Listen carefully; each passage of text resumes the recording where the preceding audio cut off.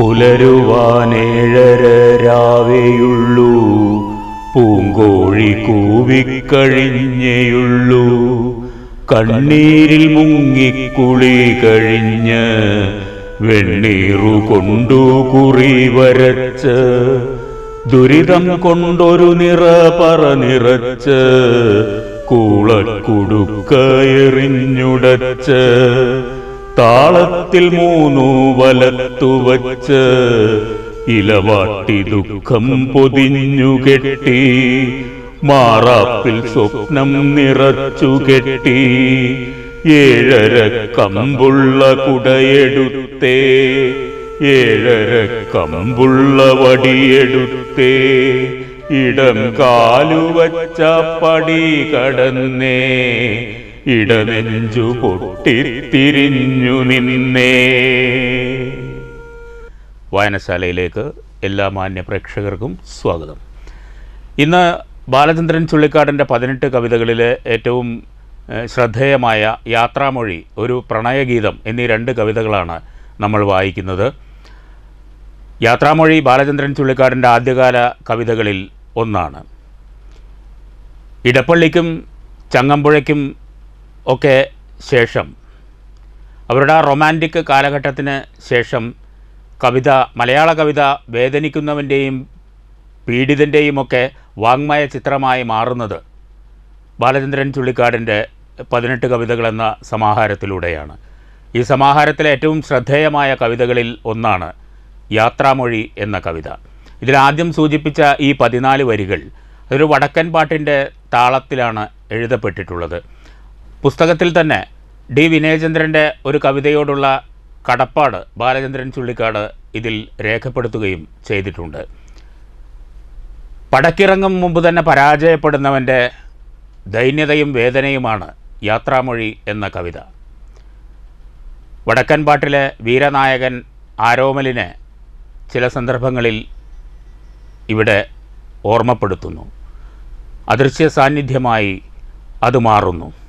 ഒപ്പം തന്നെ കവിതയിലെ അമ്മ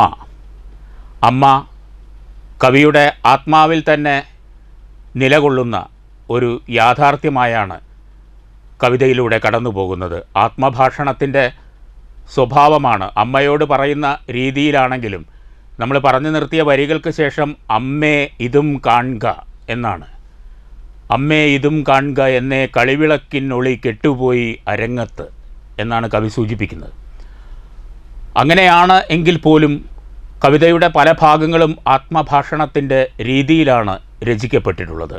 18 കവിതകളിൽ ഏറ്റവും മികച്ച രീതിയിൽ ആസ്വദിക്കപ്പെട്ടിട്ടുള്ള കവിതകളിൽ ഒന്നായി യാത്രാമൊഴിയെ നമുക്ക് വിശേഷിപ്പിക്കാൻ കഴിയും. യാത്രാമൊഴിയിലേക്ക്.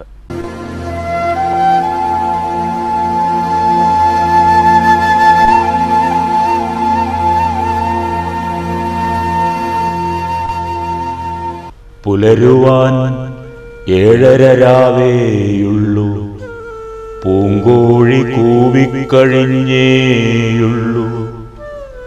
കണ്ണീരിൽ മുങ്ങിക്കുളി കഴിഞ്ഞ് വെണ്ണീറു കൊണ്ടു കുറിവരച്ച്, ദുരിതം കൊണ്ടൊരു നിറപറ നിറച്ച് കൂളക്കുടുക്കയെറിഞ്ഞുടച്ച്, ഇലവാട്ടി ദുഃഖം പൊതിഞ്ഞുകെട്ടി, മാറാപ്പിൽ സ്വപ്നം നിറച്ചുകെട്ടി. 7:30 കമ്പുള്ള കുടയെടുത്തേ, 7:30 കമ്പുള്ള വടിയെടുത്തേ, ഇടങ്കാലുവച്ച് പടി കടന്നേ, ഇടനെഞ്ചു പൊട്ടിത്തിരിഞ്ഞു നിന്നേ. അമ്മേ പിൻവിളി വിളിക്കാതെ, മുടിനാരുകൊണ്ടെന്റെ കഴലു കെട്ടാതെ, പടിപാതി ചാരി തിരിച്ചു പൊയ്ക്കോളൂ. തെളിയുന്നതില്ല നിറമിഴിയിലൊരു വഴി, ഒഴിയുന്നതിൽ ഇഴഞ്ഞീ രാഹുകാലം. പാപശാപങ്ങൾ കടുമഞ്ഞൾ കളം വരച്ചാടി, ഇരുളാണ്ടൊരന്റെ കർമ്മപഥങ്ങളിൽ.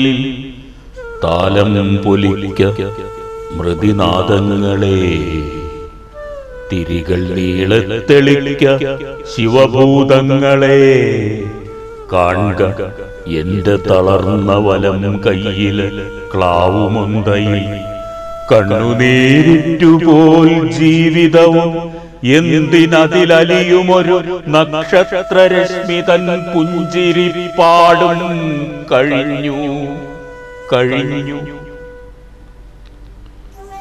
പണ്ട് ഏതോ തുലാവർഷരാവിന്റെ മച്ചറയിൽ ഏകാന്തമാത്രയിൽ ഒരാഗ്നേയ നിർവൃതി നുണഞ്ഞതിനു ശിക്ഷയായി പെങ്ങളെ അന്നു നീ ഉള്ളിൽ മുളകൊള്ളും തുടിപ്പും ഞരമ്പുകളിൽ ഉന്നിദ്രവാളുന്ന നോവുമായി ആറിന്റെ നെഞ്ചകം കീറിപ്പിളർന്നു മറകൊണ്ടതും ഒരീറൻ നിലാവ് മിഴിപൊട്ടിക്കരഞ്ഞതും ആരോർക്കുവാനിനി. അമ്മേ ഇതും കാണുക എന്നെ കളിവിളക്കിനൊളി കെട്ടുപോയി അരങ്ങത്ത് എന്നേ ഋതുക്കൾ തൻ കാൽച്ചിലമ്പൊച്ചകളൊഴിഞ്ഞുപോയി അരങ്ങത്ത്. പാതിരാ തോറും പകലറുതി തോറും നാഗസുഖകാകളി കഴിഞ്ഞ് രാമായണം പായിൽ തെറുത്തേ സീതാദുഃഖമുള്ളിൽ കടഞ്ഞേ ഇമകളിൽ ഉറക്കം കടിച്ചേ കാണികൾ പിരിഞ്ഞു. ആളുമാളും വെളിച്ചവുമണഞ്ഞ കൂത്തമ്പലം മൂന്നാം പദം പാടിയാടുന്ന മൂകത മാത്രം. മനസ്സിന്റെ തട്ടിൻ പുറങ്ങളിൽ ഇരുട്ടിൻ ശവച്ചണ്ട കൊട്ടിയുറയുന്നു. ബലിച്ചോറിനായി വരൾ കൊക്കുപിളരുന്നു. വിലങ്ങിട്ട കയ്യുകൾ കിലുക്കി അലറുന്നു പിതൃക്കൾ. ഈ തട്ടകം നിൽക്കുവാൻ വയ്യാതെ പൊള്ളുന്നു പൊള്ളുന്നു. കത്തുന്ന പട്ടടയിൽ അച്ഛന്റെ ചങ്കിലിടി വെട്ടുന്ന പൊട്ടലിലുടൽ കെട്ടുപൊട്ടി മിഴി രക്തം ചുരത്തി നിലകൊള്ളുന്നൊരമ്മേ. കഴുത്തിൽ കൈകൾ ചുറ്റിപ്പിടിച്ചേ പൊള്ളുന്ന താലിയിലമർത്തിപ്പിടിച്ച് തുടികൊട്ടുന്ന ഹൃത്തിൽ വിഴിനീർക്കുടം കൊത്തി നിൽക്കുന്നൊരമ്മേ. ഇനി ഞാനേ തൊഴുത്തിൽ ഒരു വൈക്കോൽ തുരുമ്പിന് കരഞ്ഞേ വിളിക്കും ഈ പൈക്കൾക്കു കാവൽ. എന്നാകിലും പോകാതെ വയ്യ 14 സംവത്സരം നഗരകാന്താര സീമകളിൽ വാഴാതെ വയ്യ.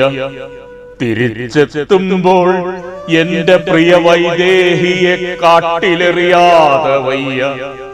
സഹജ സൗമിത്രിയെ പിരിഞ്ഞിടാതെ വയ്യ.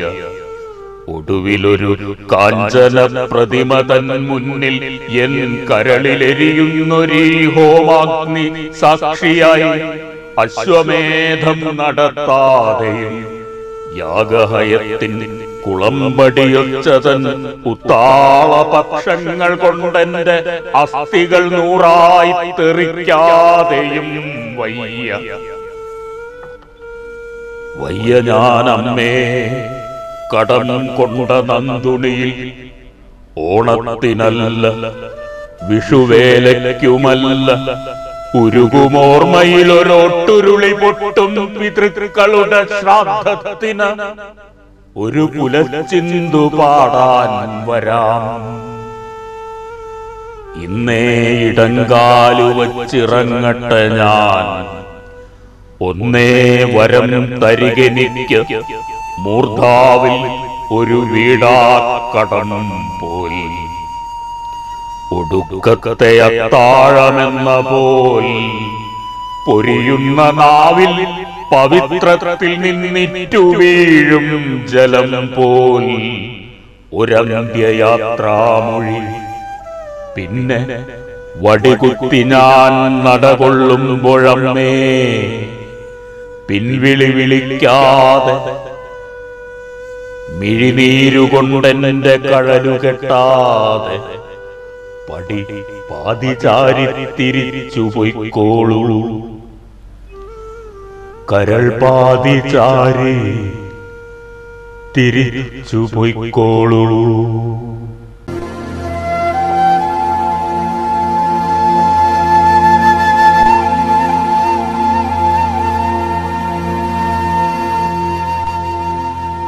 പരാജിതൻ്റെ പടപ്പുറപ്പാടായി ഈ കവിതയെ നമുക്ക് കാണാൻ കഴിയും.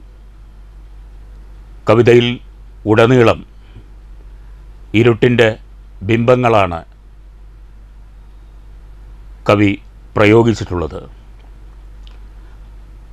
യുദ്ധത്തിനിറങ്ങും മുമ്പ് തന്നെ പരാജയപ്പെടുന്ന മനുഷ്യൻ, നഗരങ്ങളെ വനങ്ങളായി കാണുന്ന ആധുനികതയുടെ കാവ്യമാന്ത്രികത, ഇതെല്ലാം യാത്രാമൊഴി എന്ന കവിതയിൽ വളരെ പ്രകടമായി എടുത്തു കാണിക്കാൻ കഴിയുന്നവയാണ്. തോറ്റുപോകുന്നവൻ്റെ, വേദനിക്കപ്പെടുന്നവൻ്റെ, പീഡിതൻ്റെ നൊമ്പരമായി യാത്രാമൊഴി നമുക്ക് മുന്നിൽ നിൽക്കുന്നത് അതുകൊണ്ട് തന്നെയാണ്. ഇരുട്ട് ഒരു യാഥാർത്ഥ്യത്തിൻ്റെ സാന്നിധ്യമായി കവിതയിലുടനീളം പടർന്നു പിടിക്കുന്നു. അമ്മയും പെങ്ങളും അച്ഛനുമെല്ലാം ദുരന്തബിംബങ്ങളായി കവിതയുടെ പല ഭാഗങ്ങളിൽ ചിതറിക്കിടക്കുന്നു. ഒരു തുലാവർഷരാവിൻ്റെ മച്ചറയിലെ ഏകാന്തമാത്രയിൽ ഒരു ആഗ്നേയ നിർവൃതി നുണഞ്ഞതിൻ്റെ ശിക്ഷയായി ഉള്ളിൽ മുളകൊള്ളുന്ന തുടിപ്പുമായി ആറിലേക്ക് ചാടി മരിക്കുന്ന പെങ്ങൾ, അച്ഛൻ്റെ നഷ്ടത്തെ തുടർന്ന് പൊള്ളുന്ന താലിയിൽ അമർത്തിപ്പിടിച്ച് വിതുമ്പുന്ന അമ്മ, അത്തരം ദുഃഖമൂർത്തമായ ബിംബങ്ങളെ കൊണ്ട് നിറഞ്ഞു കവിയുമ്പോൾ യാത്രാമൊഴി അസ്വസ്ഥമായ ഒരു വായനാനുഭവമായി ഏറെ കാലങ്ങളായി മലയാളിയുടെ മനസ്സിൽ നിറഞ്ഞു നിൽക്കുകയാണ്. ചുള്ളിക്കാടിൻ്റെ 18 കവിതകളിലെ ഏറ്റവും ശ്രദ്ധേയമായ കവിതകളിൽ ഒന്നാണ് നാം ഇപ്പോൾ വായിച്ച യാത്രാമൊഴി.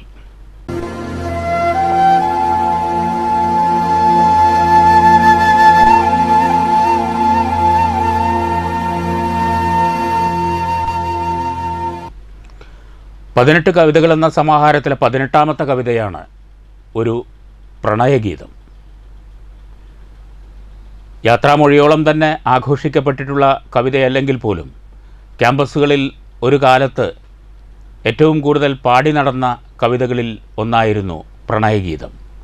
ഒരു പ്രണയഗീതം എന്ന തലക്കെട്ട് തന്നെ ഈ കവിതയുടെ ഉള്ളടക്കവുമായി താരതമ്യം ചെയ്യുമ്പോൾ നമുക്ക് അത്ഭുതകരമായിട്ടുള്ള ഒരനുഭവമാണ് സമ്മാനിക്കുന്നത്. പ്രണയം എന്ന കാലങ്ങളായി ശീലിച്ച സങ്കല്പം ഒഴികെ മറ്റെല്ലാ ഘടകങ്ങളും ഈ കവിതയിൽ ഉണ്ട് എന്നുള്ളതാണ് യാഥാർത്ഥ്യം. കത്തുന്ന ചുംബനം കൊണ്ട് നീ പണ്ടെൻ്റെ കൈക്കുന്ന പ്രാണനെ ചുട്ടുപൊള്ളിച്ചതും കണ്ണിൻ്റെ നക്ഷത്രജാലകത്തിൽ കൂടി ജന്മാന്തരങ്ങളെ കണ്ട് മൂർച്ഛിച്ചതും തുടങ്ങിയിട്ടുള്ള ചില വരികളിലാണ് പ്രണയത്തിൻ്റെ ലോലമായ അനുഭൂതിയെ ഉണർത്താൻ കവി ശ്രമിക്കുന്നത്. മറ്റ് ഭാഗങ്ങളിലെല്ലാം ചതിയുടെയും വഞ്ചനയുടെയും ദുരന്തത്തിൻ്റെയും ഒക്കെ രൂപത്തിലാണ് പ്രണയം ഈ കവിതയിൽ കടന്നു വരുന്നത്. ഒരു പ്രണയഗീതം.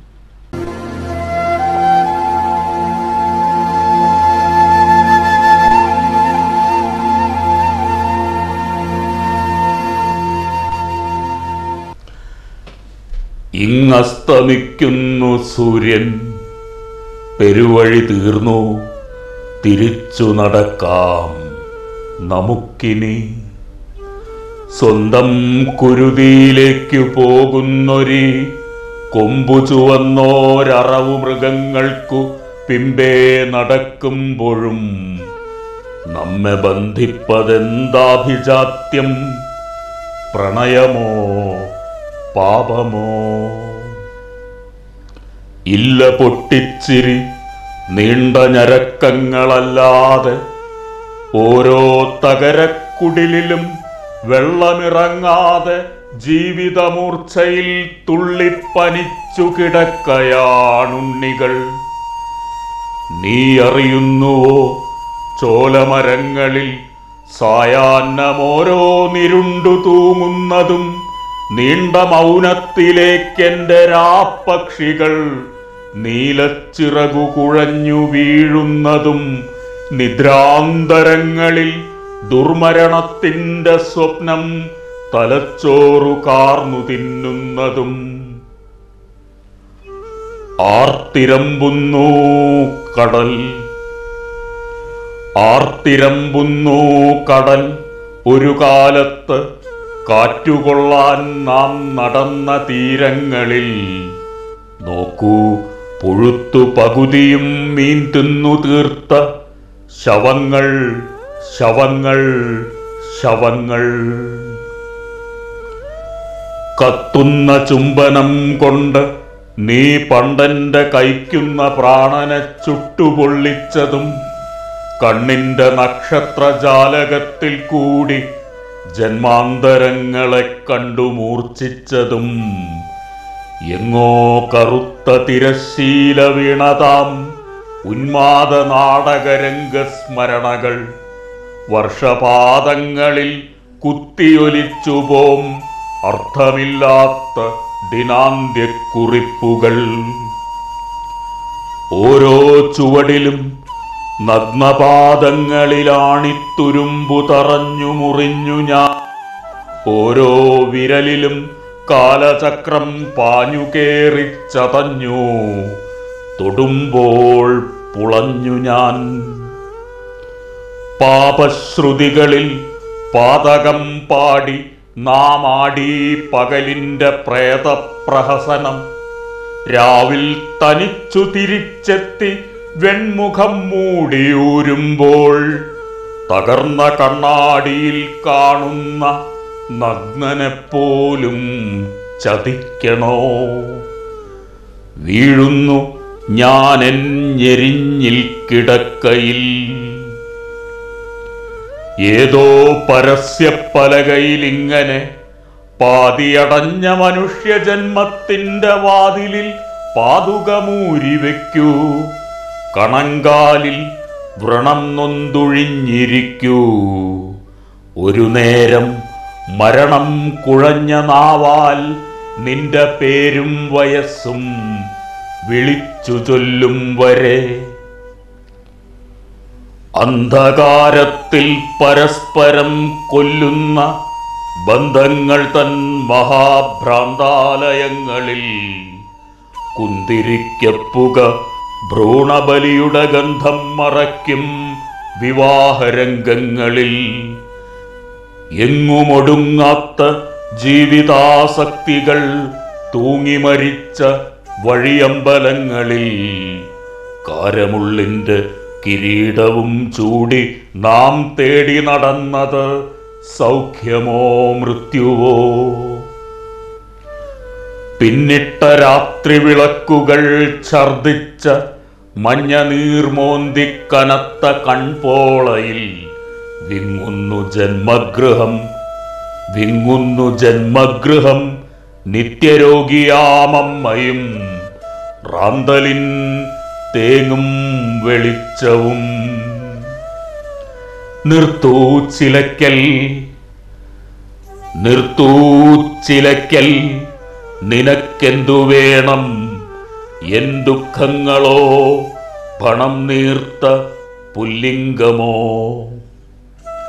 നേരമാകുന്നു, നേരമാകുന്നു. വരുന്നു ചിത്തഭ്രമരോഗികൾക്കുള്ളോരവസാന വാഹനം. വേർപ്പിൽ കരച്ചിൽ ഞെരിച്ചടക്കിക്കൊണ്ട് യാത്രയാകുന്നു, വെറുക്കുന്നു നിന്നെ ഞാൻ. വേർപ്പിൽ കരച്ചിൽ ഞെരിച്ചടക്കിക്കൊണ്ട് യാത്രയാകുന്നു, വെറുക്കുന്നു നിന്നെ ഞാൻ.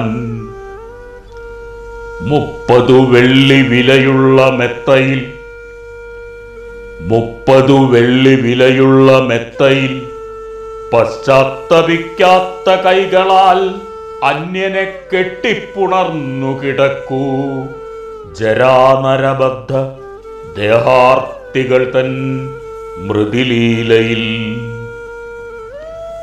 നിൽക്കട്ടെ ഞാനീ അധോ നഗരത്തിൻ്റെ നിദ്രയും സ്വപ്നവുമില്ലാത്ത രാത്രിയിൽ. നാളത്തെ സൂര്യനും മുമ്പേ കൊലക്കത്തി പാളയണ്ട മാടിൻ്റെ യാതനാരാത്രിയിൽ. നിൽക്കട്ടെ ഞാനീ അധോ നഗരത്തിൻ്റെ നിദ്രയും സ്വപ്നവുമില്ലാത്ത രാത്രിയിൽ. നാളത്തെ സൂര്യനും മുമ്പേ കൊലക്കത്തി പാളയേണ്ട മാടിൻ്റെ യാതനാരാത്രിയിൽ.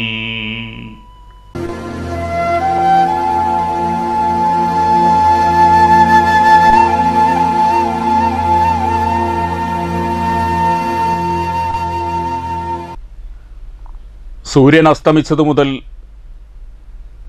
ഉദയം വരെ നീളുന്ന കവിയുടെ മാനസിക സഞ്ചാരമാണ് ഒരു പ്രണയഗീതം എന്ന കവിത.